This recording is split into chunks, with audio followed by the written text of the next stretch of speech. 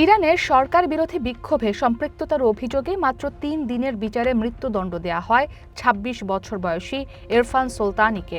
বুধবার তার ফাঁসি কার্যকরের প্রস্তুতির খবরও প্রকাশিত হয়, কিন্তু পরবর্তীতে জানা যায় ইরফানের ফাঁসির আদেশ স্থগিত করেছে দেশটির সরকার। তথ্যটি নিশ্চিত করেছে মৃত্যুদণ্ডপ্রাপ্ত ইরফানের পরিবার ও নরওয়ে ভিত্তিক মানবাধিকার সংগঠন হেনগো। তবে ইরফানের সাজা বাতিল করা হয়নি বলে জানিয়েছে তার পরিবার।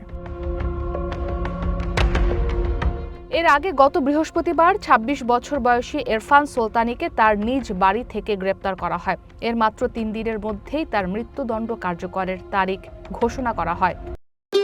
ভবিষ্যৎ হোক নিরাপদ, বিনিয়োগ হোক বিশ্বস্ত, আর আমার পছন্দ সল্ট বে। ওয়েলকাম টু সল্ট বে। এদিকে আমেরিকার সতর্কবার্তাকে গুরুত্ব দিয়ে ইরান বিক্ষোভকারীদের মৃত্যুদণ্ড কার্যকর স্থগিত করেছে বলে দাবি করেছেন প্রেসিডেন্ট ডোনাল্ড ট্রাম্প। হোয়াইট হাউসে সাংবাদিকদের সাথে আলাপকালে ট্রাম্প বলেন, ইরানে বিক্ষোভকারীদের হত্যা বন্ধ করা হয়েছে বলে তাকে জানিয়েছে নির্ভরযোগ্য সূত্র। একই সাথে আটক কিংবা গ্রেপ্তার কারো মৃত্যুদণ্ড কার্যকরের পরিকল্পনাও স্থগিত করা হয়েছে। তবে এখনও পরিস্থিতির ওপর কড়া নজর রাখছেন বলেও সতর্ক করেন ডোনাল্ড ট্রাম্প।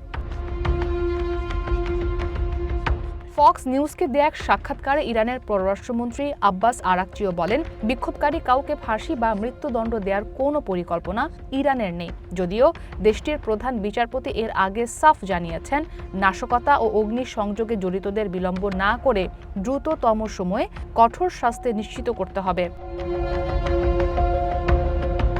মৃত্যুদণ্ড কার্যকর স্থগিতের পাশাপাশি আমেরিকার সম্ভাব্য সামরিক হামলার আশঙ্কায় গতকাল রাতে আকাশপথ পুরোপুরি বন্ধের পর আজ তা খুলে দিয়েছে ইরান। বিভিন্ন আন্তর্জাতিক গণমাধ্যম জানায়, প্রেসিডেন্ট ট্রাম্পের সরাসরি হস্তক্ষেপের হুমকির পরিপ্রেক্ষিতে শুধু পূর্ব নির্ধারিত আন্তর্জাতিক ফ্লাইট ওঠানামা করতে পেরেছিল এই সময়ে। ইসরাত মুক্তি, ওয়ান ইন্টারন্যাশনাল ডেস্ক।